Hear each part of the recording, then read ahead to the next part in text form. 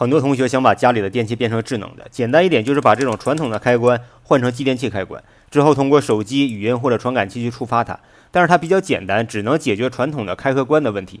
而像电视、空调这种需要调频道、调温度的，它就没办法了。这个时候呢，红外线模块是比较合适的。这两个模块一收一发，加起来也就3块钱。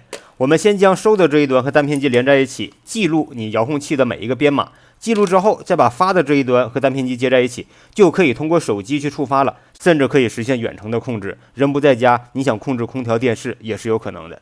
具体课程已经上到物联网爱好者，喜欢的同学可以捧场。